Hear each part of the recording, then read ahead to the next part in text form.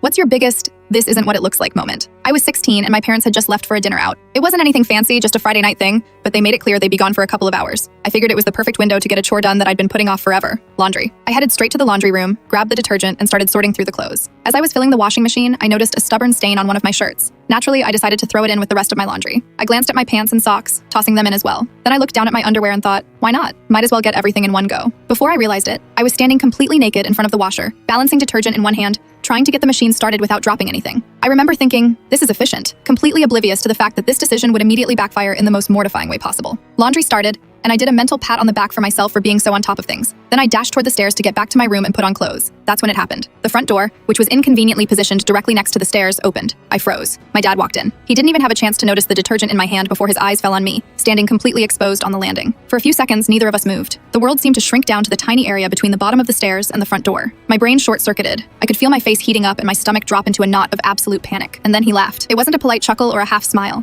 It was the full-blown, chest-shaking laugh of someone completely caught off guard, but also incredibly entertained. He looked me up and down, shook his head, and grabbed his wallet from the table by the door like nothing had happened. "So that's what you're doing while we aren't here?" he said between laughs, voice cracking, clearly trying to catch his breath. Then he just shook his head again, still chuckling, and closed the door behind him. I was frozen in place for a moment longer, too shocked to move, too mortified to speak. My brain was screaming at me to disappear, evaporate, teleport, anything that would make this situation vanish. My skin felt like it was on fire. My heart was hammering so hard I was sure he could hear it from across the hall. Eventually, I forced my legs to move and bolted up the stairs to my room, grabbing the nearest clothes I could find. I pulled them on as quickly as humanly possible, stumbling over my own feet in the rush. When I finally caught my breath, I grabbed my mom's cell phone off the charger and dialed her number. She answered, and I immediately started sputtering. "Mom, it's not what it looks like!" My words tumbled over each other as I tried to explain what had happened. The laundry, the stain, the completely logical, but apparently horribly timed, decision to throw in my underwear. Her response? Laughter. Full-on, uncontrollable laughter that made me want to slam the phone down. She was laughing so hard she could barely speak. My dad was in the background, still laughing, and apparently had told her the story as soon as he got into the car. I didn't even try to argue. I just hung up,